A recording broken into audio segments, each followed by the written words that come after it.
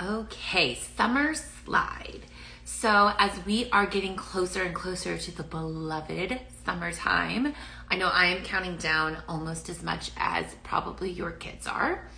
The summer slide is something that doesn't like to be discussed because honestly, as parents, we don't really want to deal with going to all of the academic stuff in the summer. But the summer slide is a real thing. Okay, so if this is something you've not heard of before, let me quickly explain what this is and give you a teacher's perspective on why this is really important for you as a parent. Okay, so the summer slide is just a term that's given that describes how kids kind of slide backwards from where they left off the previous school year as they enter into the next school year.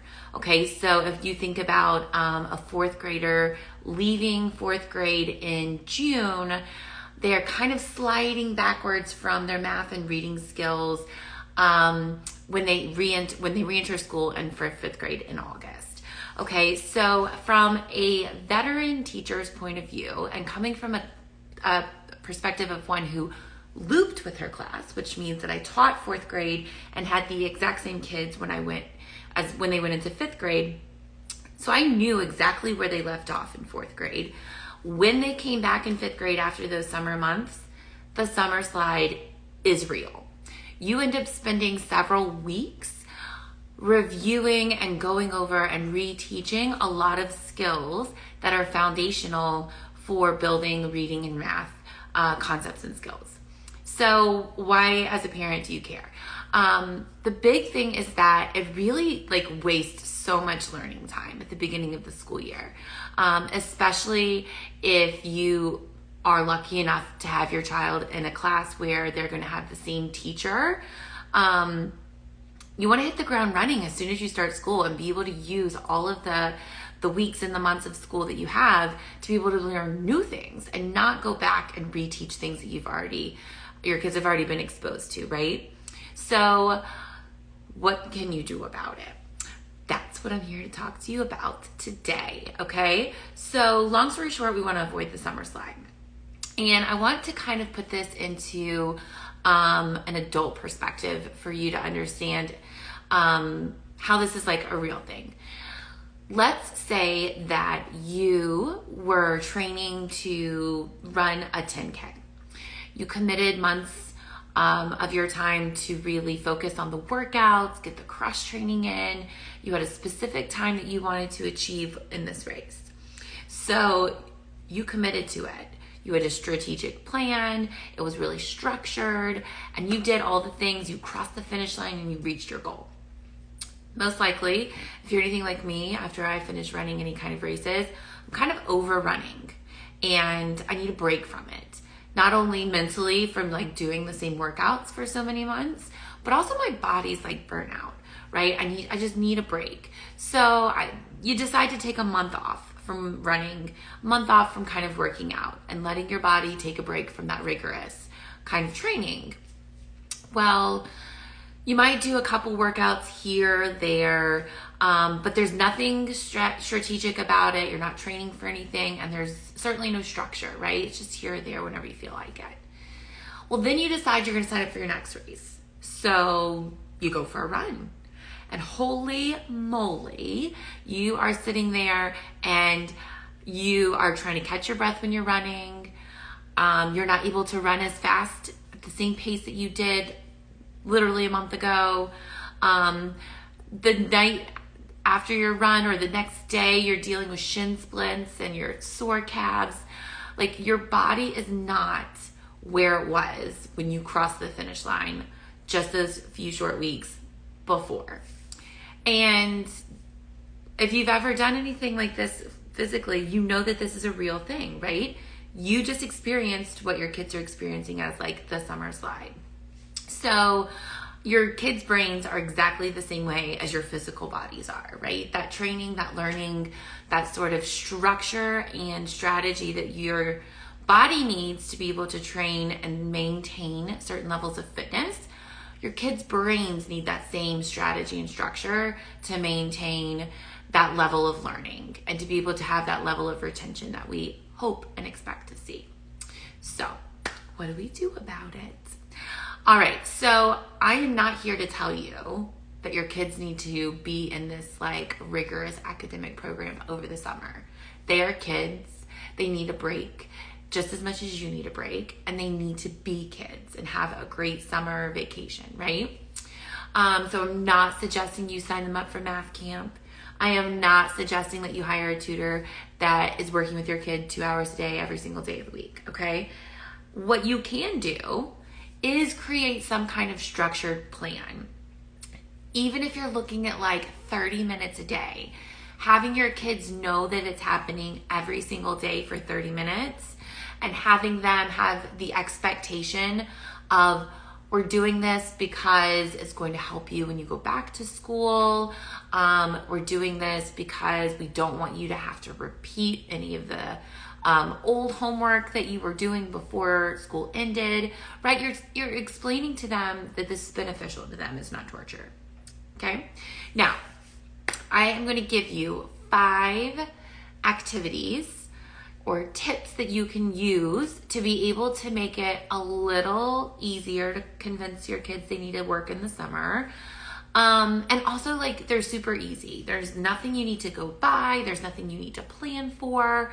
It's just really easy things that you can incorporate into a regular routine. So number 1 is daily reading. Okay. And so if you have a child that is not a big reader, that's totally fine. You can read to your children. I don't care how old they are. If you have a 5th grader who hates reading, go get a middle school level book that's above their reading level and you read it with them. You read it to them.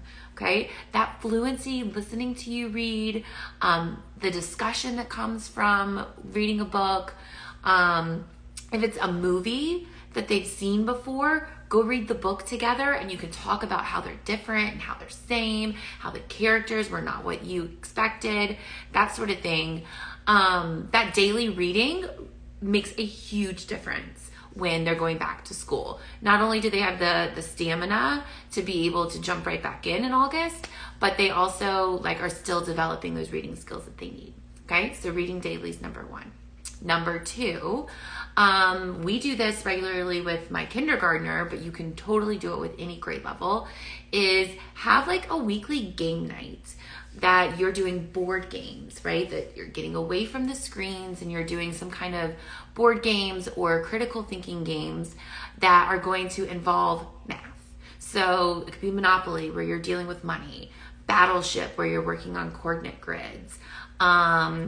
There's tons of games for lower elementary grades with telling time or just counting, okay? So get on Amazon, find some games, get a plethora of them, and make that like a weekly thing for your family where you're doing game nights and having to get away from the screens and using some of those math skills. So that's tip number 2. Tip number 3, which I think is really fun and just is going to incorporate all kinds of academic skills, are going to be science experiments. But the catch is that you're not just looking them up on YouTube and recreating these volcanoes where you just drop Mentos in the Coke, okay? What you're doing is you're getting a science journal, you're writing down the steps it takes, making a list of the materials, writing down your hypothesis. What do you think will happen when we do this? Keeping data, if it's something that's long-term, like growing a plant and measuring how far it's growing. All of those things are incorporating your writing skills, critical thinking, problem solving, research skills on figuring out the different variables. But they're having fun while they're doing it, and it's something that they can take ownership of, or you as a family can do together. So science experiments are huge in the summer. You have time to do them, make them messy, do stuff outside, whatever. Get creative. Pinterest has so many great ideas.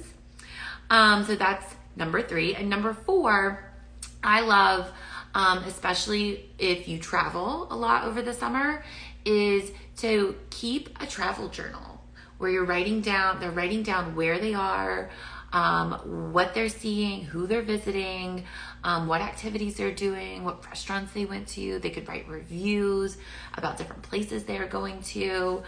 Just kind of keeping that journal as you travel, or it could just be a daily journal about what you did over the summer, right? But the actual writing is huge, especially for the younger grades when they're working on their handwriting skills and letter formation, spacing, all of those things. You don't want to have the summer slide and have to start over the handwriting skills when they return to school. So having them continuously do it makes a huge difference with that. You could also, for your older kids, work on like writing letters with pen pals. And that could be email, but also letter writing. Like my son loves to get mail, like physical mail in the mailbox. And last summer was a pen pal with my mom, and they just wrote letters back and forth. And it really works on a lot of grammar skills, formatting skills, teaching him how to write his own address, things like that. So those are really fun and can be super encouraging for all the writing skills. So that's the fourth idea. Now, number 5 is more for your older kids. But I loved doing this even in my classroom with project-based learning, is having them become involved with planning things that your family might be doing.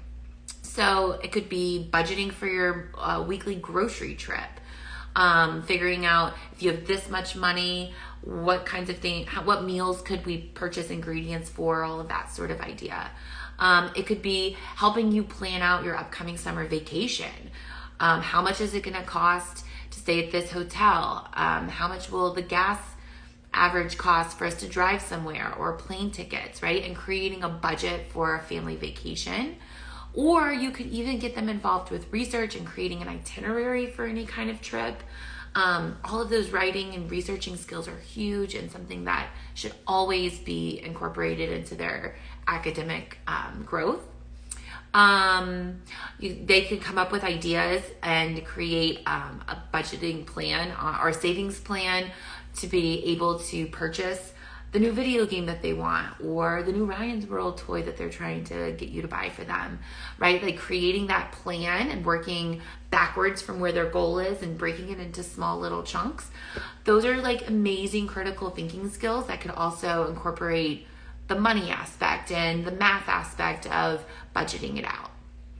So those are just 5 really simple ideas that don't feel like school so much, but you're still getting in all of those skills that are super important for them to be able to maintain that foundation for whatever grade they're going into after their summer break. So regardless of however you incorporate it, just do it.